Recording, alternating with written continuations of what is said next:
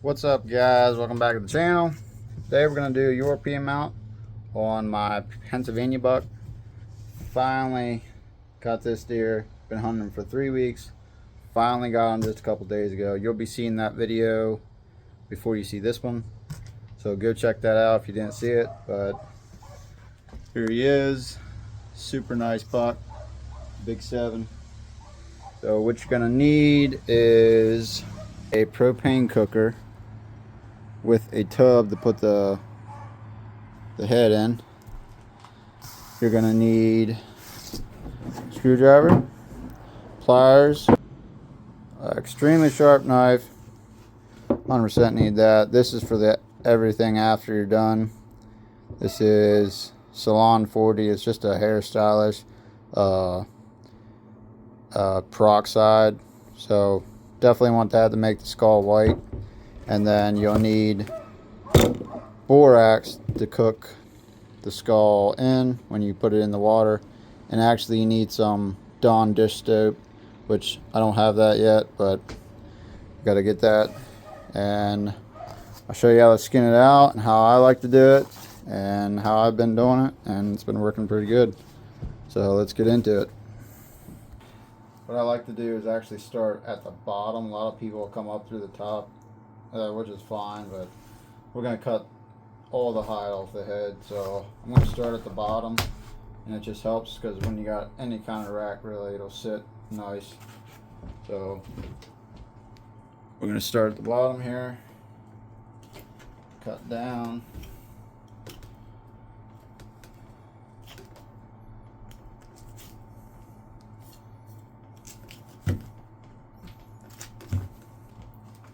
Cut the ear, go right into that antler base, go right into the antler, go up through a little. Try to get every little piece of skin that I can.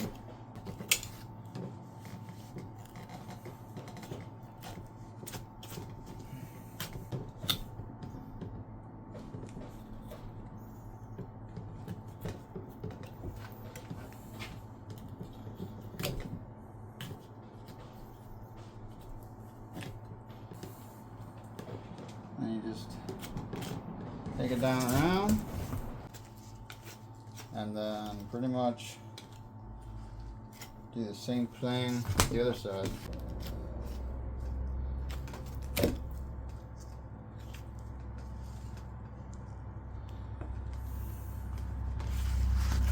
We're going to take this here.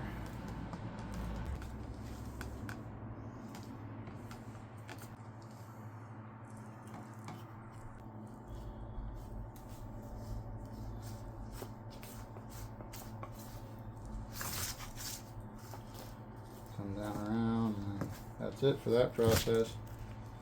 For the hide anyhow, that's going to be beautiful. That is so white already. It's going to look really good.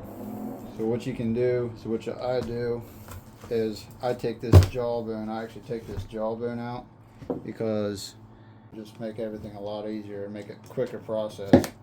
So you can cut in the sides.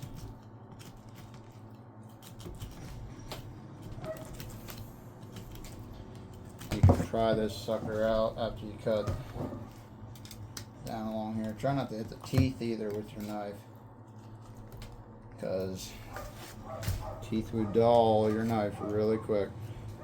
Just cut all the meat off you can. I usually don't cook the jawbone just because I don't have much use for it unless you're aging a deer, which we'll probably age this buck.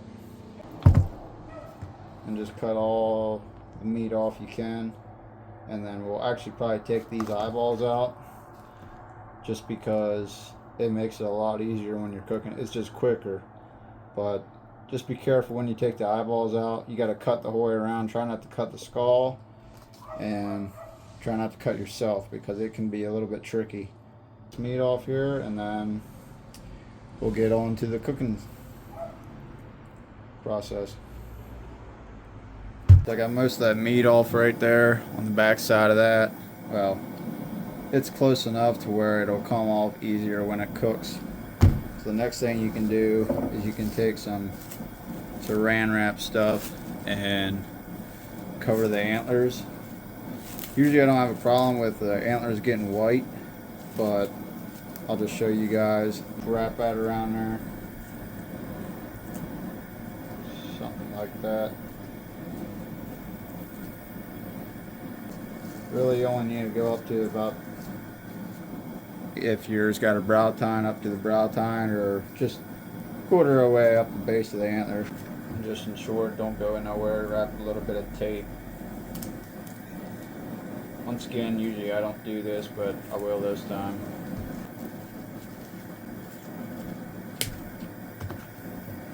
Like that. I had this pre-cooking and it's almost to a boil. Well, it is a boil right now. We're gonna have to slow it down to a simmer once it gets to a boil, and then we'll just put it to a simmer. Take the head.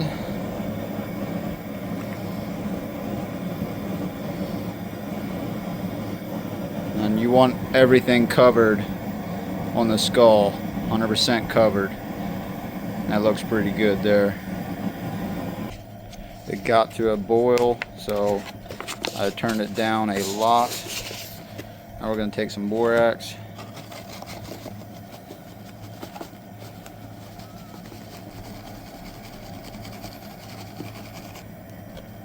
The borax is just going to help cure whatever doesn't get cooked off, which we're going to do this twice probably, but we'll see how it comes out the first time. I'll probably let this go an hour to an hour and a half.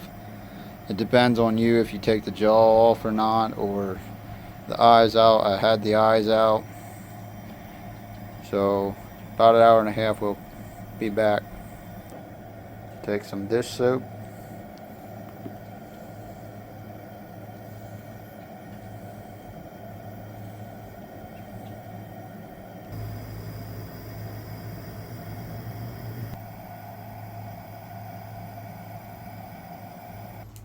It's kind of at a simmer right now, so that's perfect. You don't want it at a boil or it'll make the bones brittle and it'll crack. But I might turn it down just a little bit more and it should be good, and we'll come back in about an hour and a half and see how it looks. You may have to add water as it cooks. So it's been about an hour and a half and it's looking pretty good. So I'm going to shut this off. Take it out. Yeah, it looks pretty good. So use gloves if you need them, because this is going to be really hot, but I got a garden hose that I can wash this off, cool it down, and then spray most of this junk off. Spray up and in the brain. Just be careful when you do that, it makes a mess.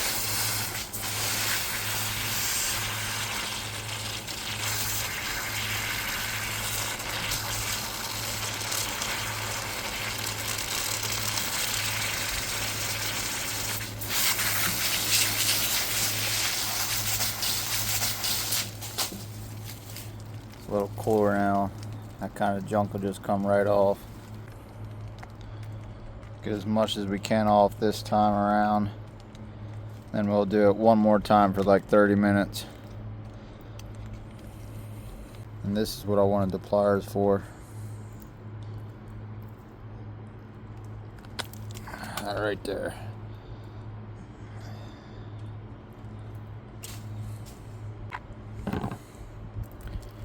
Sometimes you can just shake it.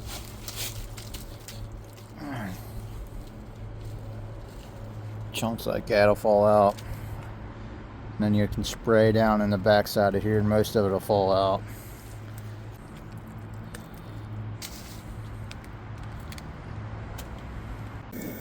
Another thing I like to do is pop the ears out. This just helps a lot. That opens up a lot of room.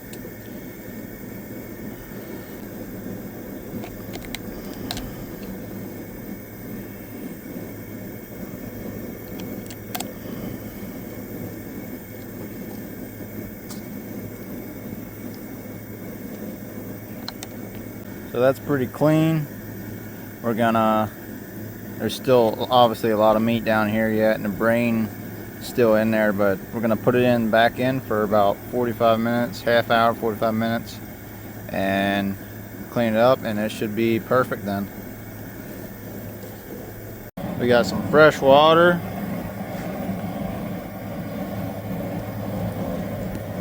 Buck right back in. Like I said, 30 minutes to 45 minutes is probably going to be long enough. Dig some more borax just to help to get the rest of that meat off, and just help cure anything that hasn't cured yet. Take some dish soap for the last time. 35-40 minutes, we'll be back. Well, it's been in about another 45 minutes and it looks amazing. So we're gonna get this turned off.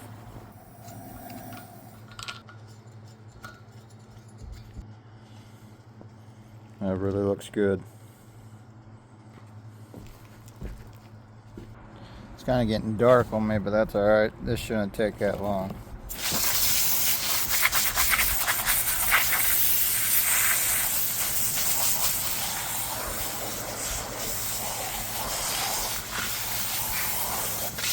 Well, I pretty much got it clean. I'm going to wash it off a little bit yet, but one of the last things you do, or I do, when you're doing this is I like to have a needle nose pliers because it works really, really good. You get up in here and you get the rest of this brain, the cavity that goes around the brain, and usually it comes right out.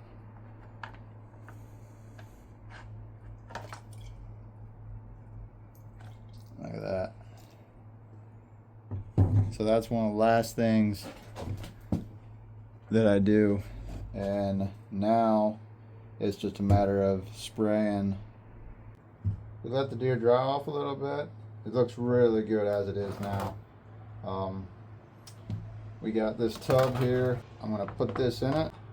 Get our Salon 40. This is a hairstylist. You can get it off Amazon or at any hairstylish department store. Pour it on there. You can use gloves if you want, but I'm just going to use this paintbrush and paint it right on. I let it dry off a little bit because it's just from my experience. If you don't let it dry off, it seems like when it's wet, this stuff wants to run right off.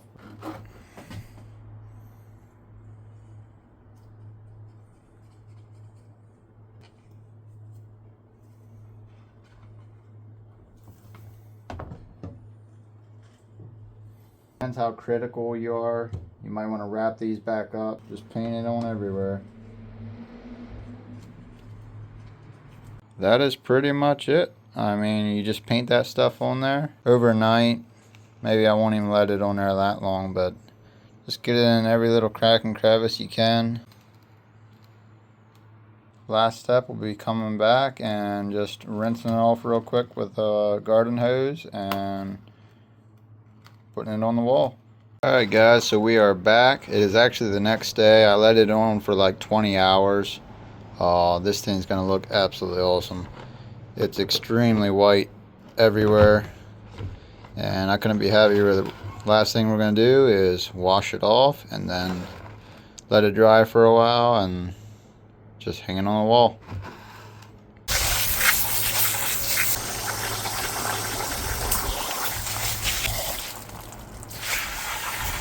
Well, this is pretty much the finished product. I mean, it looks amazing. One of the best ones I've ever did.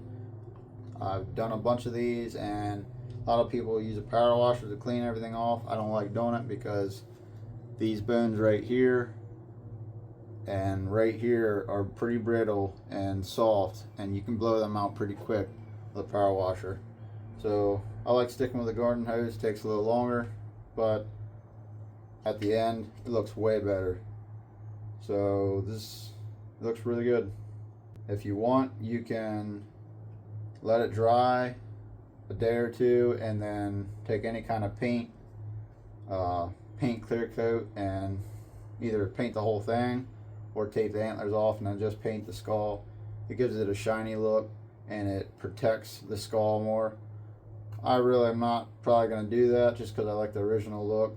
And yeah, this thing looks really good. I'm impressed with it. Last thing you're going to do is either buy something to put it on the wall, or I got this 3-inch screw and you drew it about quarter to halfway in the wall, and these back bones here will prop against the wall, and the screw will just go like that and it'll prop against the wall.